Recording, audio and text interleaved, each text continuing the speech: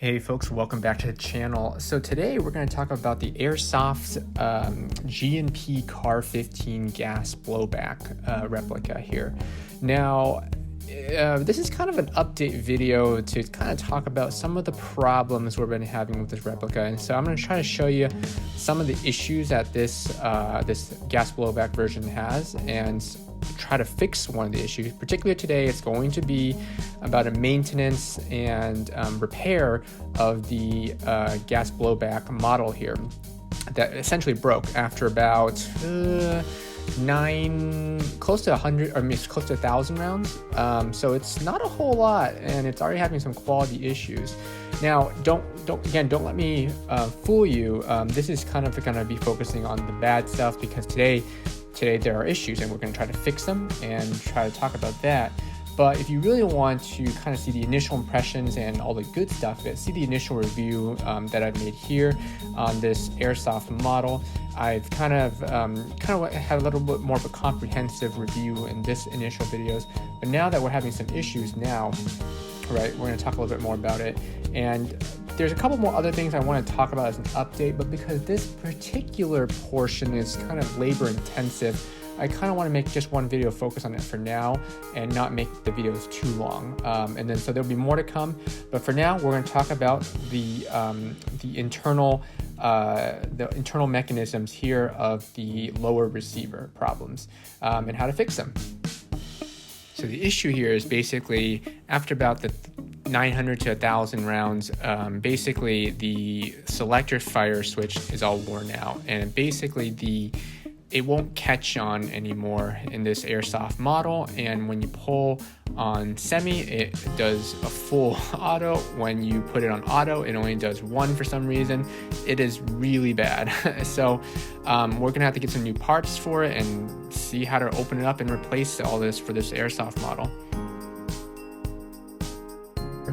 We've got the spare set right here. Now this is from Golden Eagle. It's only cost about, I think it was 18 bucks, so I can't imagine this is going to be good, but you know what, neither were the parts that came with G&P's original model. So despite being steel and everything, it looks like I'm going to have to replace everything. The question is, this was supposed to be fitting for WA parts or the WA system, and this is actually based on the WA system. So you know, with the different tolerances from different manufacturers, will this fit? And hopefully this is of a better material. But again, I'm not, 18 bucks, you get what you pay for. But we'll see. So let's knock it out and we'll see how this goes.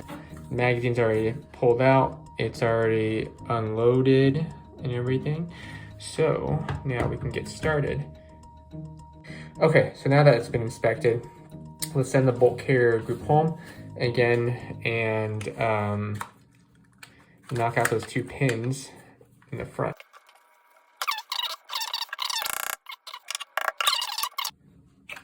There we go.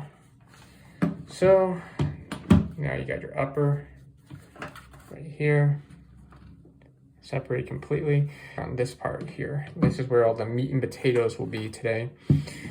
So I'm gonna pop these pins back in a little bit so they don't protrude. Well, maybe just a front pin. Okay. All right. So this is what we've got inside to work with. The issue so far, this thing, I'm probably not going to replace this. This thing isn't broken. But this whole setup is messed up right now. So basically what happens is if you set on safe, normally when the bolt carrier pushes back on the hammer here, it should push down and then it should latch onto that disconnector, the disconnector right there, and keep it held down so that when the bolt returns, it stays in this locked position until you let go of the trigger. But for some reason, this is like a cheap Airsoft model, right? So it doesn't seem to happen that way. And so even if I don't let go of the trigger, it still doesn't catch and it'll fall back and fire again. So basically, semi-auto becomes a full auto with this function.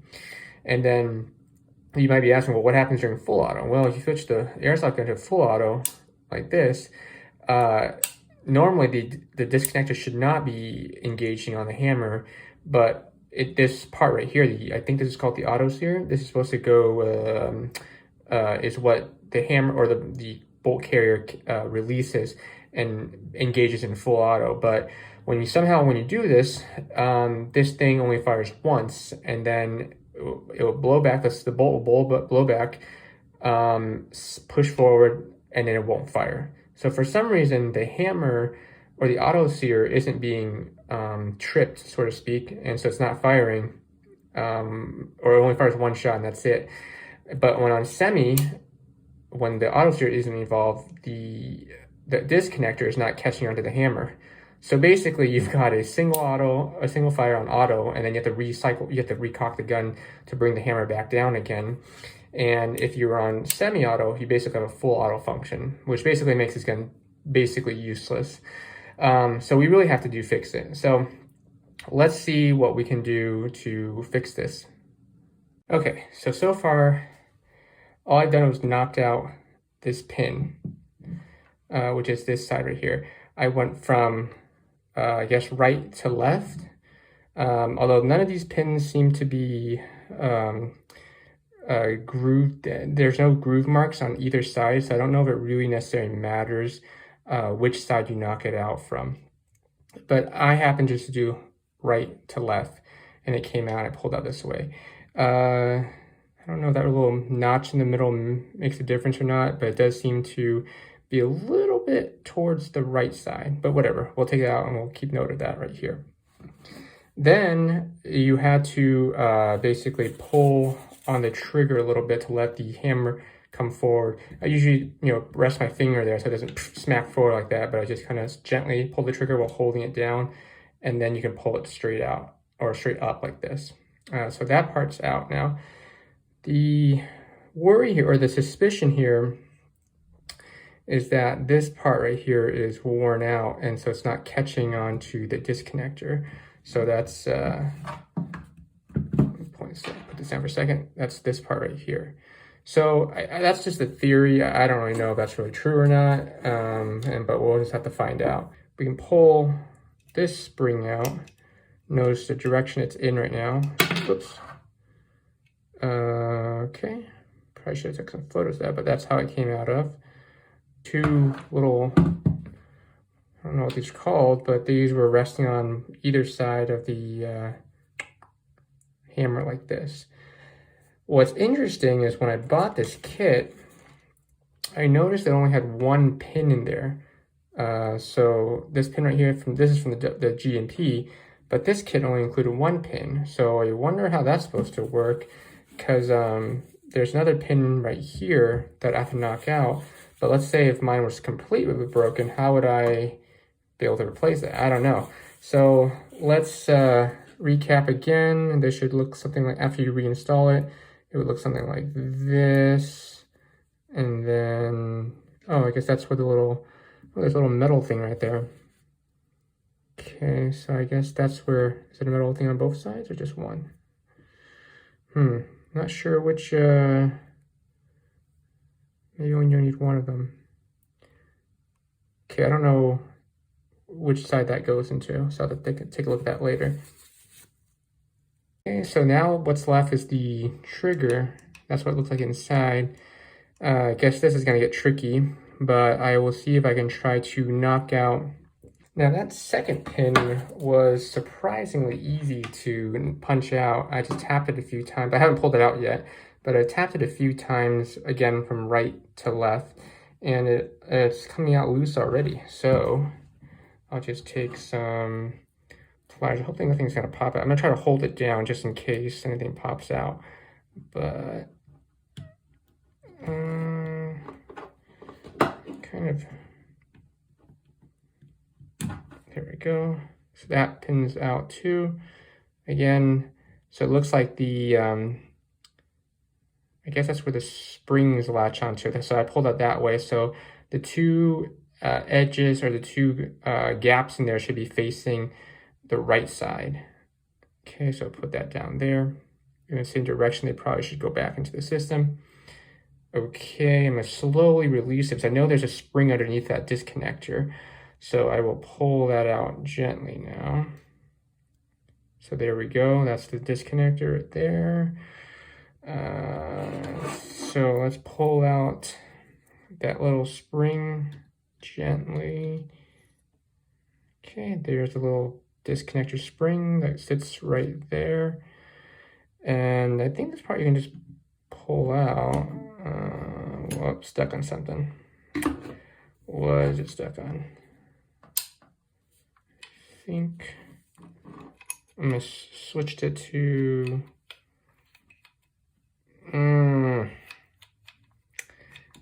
gotta take apart the okay, again, this one's another easy pin to knock out. Put my thumb on it, hopefully things don't go flying, but I feel like they will, so I'm gonna be very careful about this one. Boy, actually, I take that back. Okay, there we go. I just twisted that out. Again, the notch goes that way, facing the right side.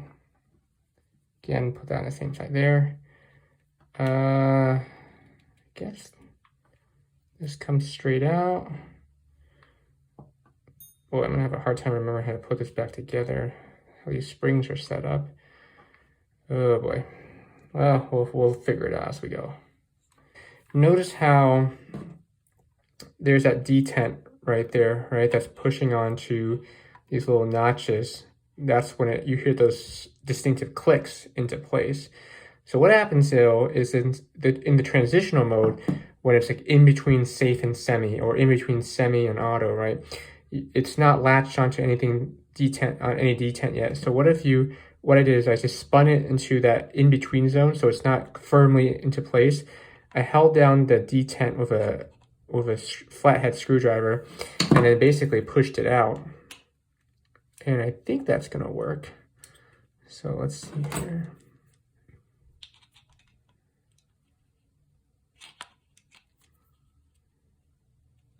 Oh, shoot, that thing went flying out. Okay, well, there you have it. There we go. So, moment of truth. I gotta figure out how to put this all back together again, and then we'll see if it works. And if worst case scenario, if the parts don't fit, at least I've been able to learn how to open it and clean it, I guess. Look at all that metal shaving that's stripped off right there. Normally, this is part that's very inaccessible to me because I don't go so far to ever open this part. I can show you this part. This is the bolt stop group right here. So it's just a simple exchange of parts. So I'm not going to remove this whole part. That seems a little bit overly complicated. But to show you how you would exchange this unit, they come as an entire unit like this. But you would do what you do is, and let me put this here. So the way you would remove it is you basically push down on this mag release button right here. And when you push down on it, because normally this mag release button is attached to the spring right here, and you turn it in. So when you push down on this button, it sticks out on the other side of the receiver. And then when it sticks out the other side of the receiver, like so, right, you have the opportunity to basically unwind it and turn it in a circle, and then that's when it comes loose. Normally the spring is in the center, right? So the spring would be down there, and then you would pull it out.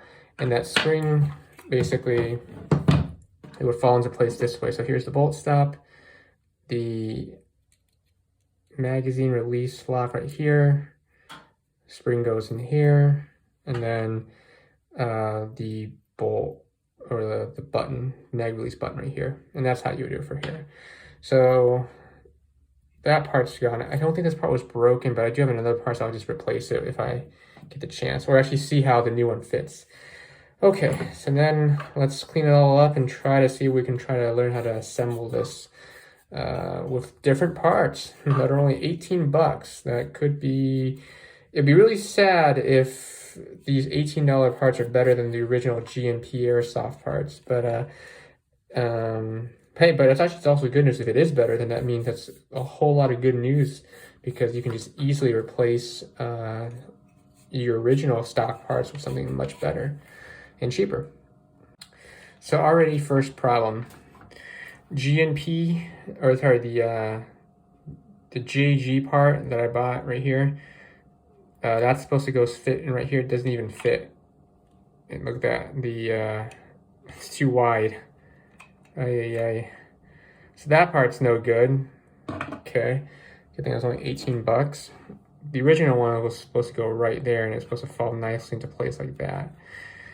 Well, I did buy an extra G&P part a while ago, so let's see if this is an opportunity to replace that, and I'll put that in a little bit. But now it's not boding well, though, for the rest of the parts.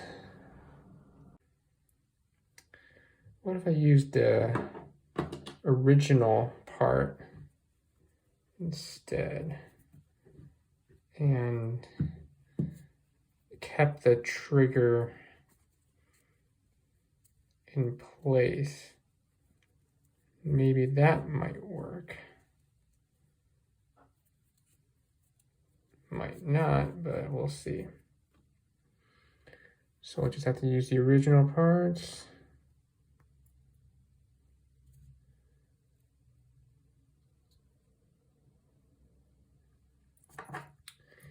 And we'll use the original spring.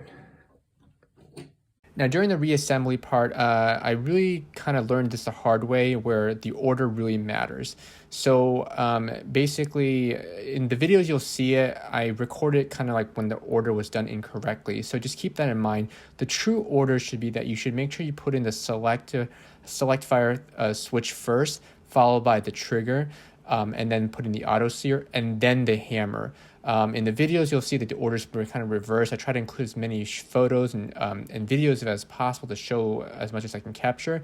But when I first did it, the order was wrong, and I couldn't actually, when I assembled the entire piece, I couldn't put the selector fire in, actually. Now, fortunately, it still worked, though, actually, without it, but only does fire semi-auto only, obviously. But just keep that in mind, because otherwise you'll have a very hard time putting that selector fire switch if you've already put the trigger in.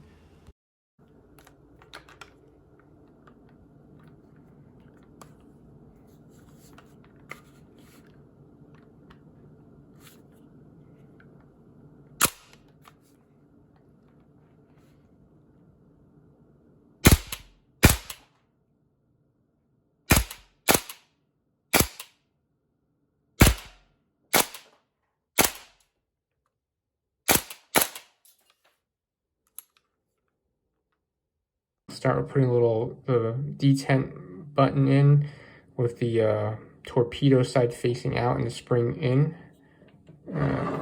Might need some pliers for this part, actually. So let's try to, or tweezers. Drop it in. There we go. And I will try to use as many of the new parts as possible. So instead of using, I mean, the color scheme will be different, right? So here's the two selector switches. This one's the G&P, the steel color looks nice. But again, and there was nothing wrong with it. I mean, it had some issues in terms of like how it rests, how it kind of slanted. This one's the new one, matted black. Probably just metal. I'm not sure the quality material, but we'll see if it fits. That's the important thing right now. So again, I know these pictures are kind of messed up, but you want to make sure the selector switch goes in while the trigger is still lightly in place. That way you can actually put in the selector switch, because otherwise if the trigger is already fully in place, you're going to have a really hard time putting in that selector switch. So just make sure you're aware of that when you're putting it in, and so you don't have that problem like I did. So I can't really, it's hard to install this in there and show it on camera. But I think what's happening is just with the sear, so this is, say the front of the computer is the front of the screen, or the front of the airsoft gun. So it would go in like this, straight down like this. And the little, if you notice it, there's a little like spring end here, that's supposed to rest on that part of the, I don't know, the sear. And then this part right here is supposed to be on the left side of the left side of the gun. And it's supposed to be wrapped in there so it's bent forward like this, basically, so that when you switch onto the full auto mode, it kind of leans back like this, And when the bolt cycles back, it will, and then returns the battery. When it returns the battery, it will trip this thing, and you want the spring so that it will push it back. Okay, that was a nightmare, but I was able to, I was able to successfully put it back in. And what I ended up doing was, again, I kind of started with a little bit, so I put the shimming on that side with a little piece of the pin hanging out, just enough to form the ledge so that I can place the auto sear on there, and then put the spring attached a little bit to the edges so it hangs onto it. Then with some pliers, I actually basically took the short end that was sticking out and kind of twisted it down, or twisted it back into it so it rests flat behind there with some tension, and then I pushed in. It took me a while, so I wasn't able to catch it on tape, but I think I haven't tried it, so I think it should work though. But the idea, from what I remember when I watched YouTube video, is that when it's on semi, it's going to be stiff. It's not going to really matter, right? But when it's on auto, what's going to happen is that when you fire, the bolt is going to push back to the rear or whatever, and when it cycles forward, when it comes forward, that's when it's going to knock this thing down, I think, and then when it knocks that down, that's when it releases it, and that's when you fire. And so you want the spring tension so that when you let go, it goes back into position, I think. That's kind of the way I think it should be done. So as long as that works on the full auto, you put it in correctly. Now, if we didn't put that little metal shim piece right there, I'm not really sure what would happen, and it was such a pain to put this together. I don't want to try to find out. So now I got to put it back together, the actual hammer and the everything else, and the little the bolt stop mechanism. But that shouldn't be so hard the second time, but that part was probably the hardest part. Maybe we'll see. We'll try this the second time. That part was also hard too, but this part right here with the hammer and everything like that, maybe the second time will be easier. But that part, that was really something. Okay, so we'll try to do the reverse. Make sure the spring, you can always take it apart like this, but make sure you bend the spring so that this part, the little latch right here, is underneath the hammer sear, I guess, that part. And then this part will serve as the tension when it rests in the base of the receiver. So it would provide the spring tension to the trigger. This little spring right here, that's the connector spring. So that goes right here into this little groove you can see here. And that will, where'd that part go? Oh, here we go. That will sit right on top or below the disconnector right here. And you can see that has a nice little groove for it. So once that's into place, you're gonna make sure that pin goes straight through there. It is weird though that it only came with one pin, or at least the G&G. So this pin, and this pin actually is kind of serrated at the edge here. So it's probably only going to go in from left or right to left. And so I'm going to have to remember that. Whereas the G&P pin for that same spot was more of like this smooth on both ends. But again, there's that 2-notch here. So I'm going to make sure that this 2-notch pin right here goes into this trigger part, I think it was. Yeah, the trigger part, which is the second hole. So not this hole, this hole right here. Okay, so let's see if we can try that. Okay, so since we saw that it didn't fit, we had to probably put the trigger in first before we can put in the selector switch. So let's try that. Okay.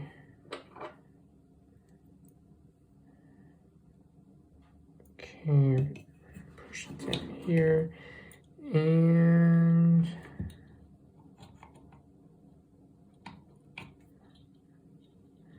it's probably painful from some of you expert airsofters out there who assemble this on a daily basis and know a lot more. But hey, this is for those who I want to watch this for the first time. Okay, the spring is in, I think. Okay, now I just gotta push this down so it levels up with the, there we go. See, so you can see that hole straight through. There we go, that's the thing. And I'm gonna drop the pin through.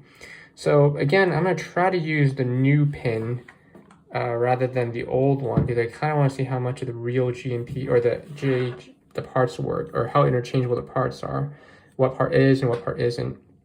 Again, once I've lined it up, that looks good to me. I'm going to use this pin. Remember, this one's different. This one has a little serrated edge, so I have to drop it in from left to right, or right to left, which it was coincidentally the case with the real G&P, original G&P, but still, this one you actually have no choice but to do it that way. Come on, fit. Yes, it does fit. Oh, wait, let's see here. Oh, it's kind of slanted. Hold on, let's keep it straight. Come on. Push it through. I think it could be easier. Oh. Almost there. Kind of have to press it down because there's a lot of tension under it right now, and it's causing it to be a little bit warped. So it makes it easier if you hold it straight. See what I mean? It's kind of bent right now, so I'm gonna try to push in the right position. There we go. Sticks out a little bit, but I think you can kind of hammer that back in actually with a hammer. So again, a little, again, I wish I had nylon, but hey, that's what I got.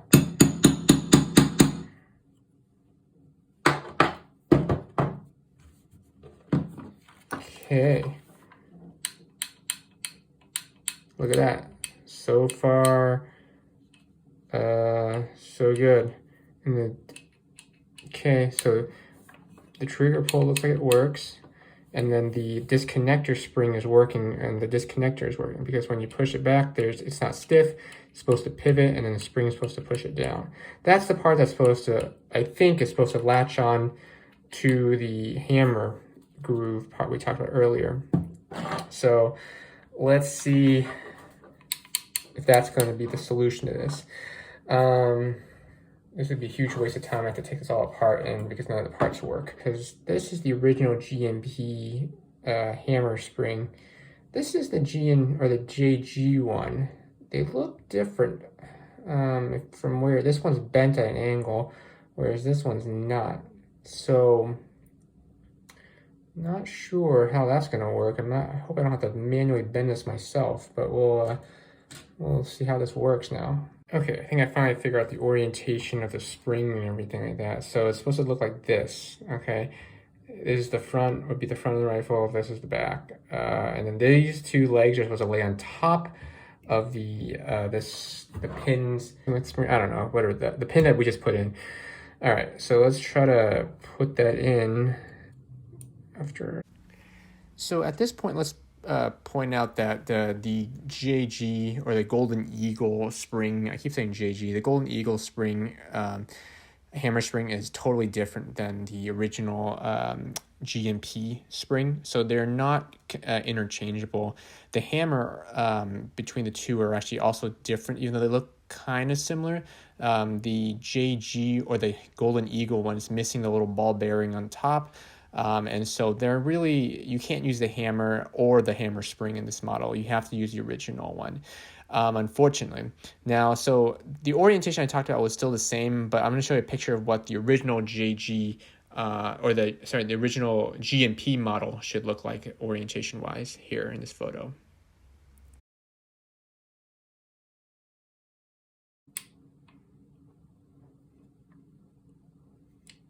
Shoot. I don't think this is gonna fit. Man, it's about to run out of batteries too for my camera.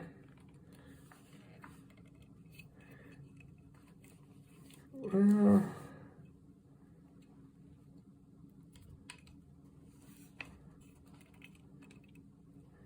I can't get the hammer to even cross the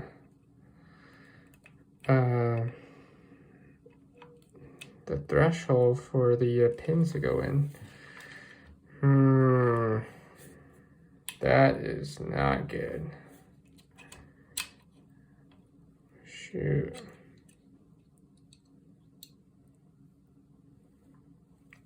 Well, let's try it one more time. Man, no wonder. Oh, no wonder they bent theirs.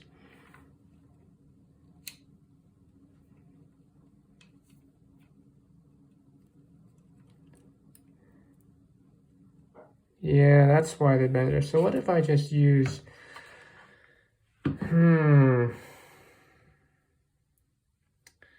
What if I used the original part instead and kept the trigger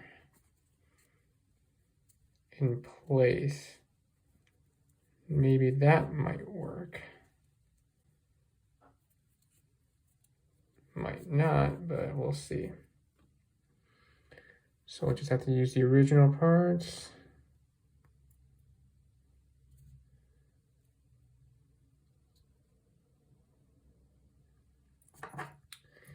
And we'll use the original spring.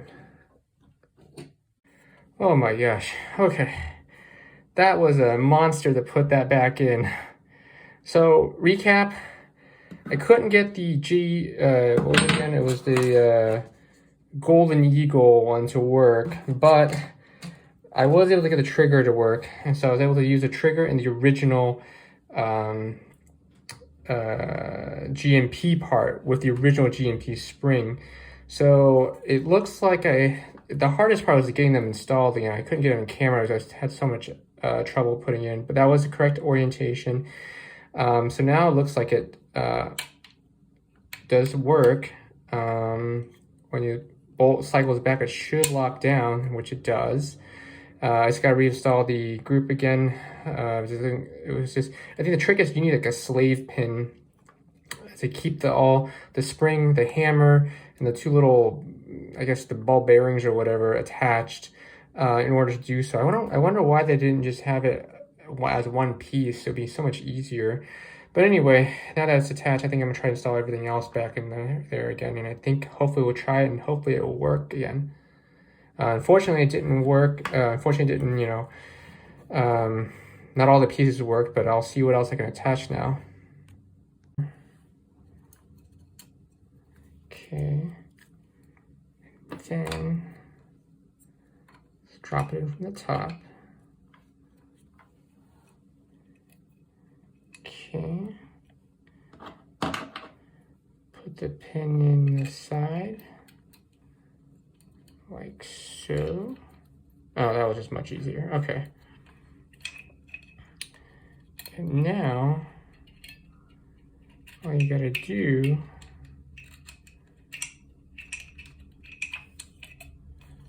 is actually take the end piece, which is, I only have this version of it.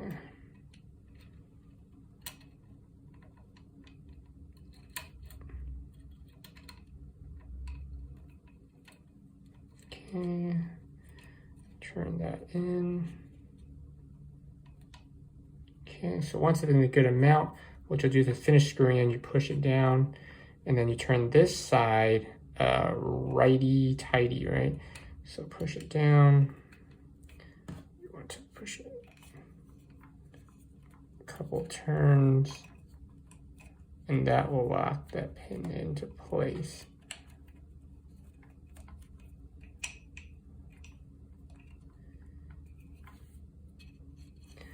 Not the best design in this because this model keeps like wiggling back and forth. But there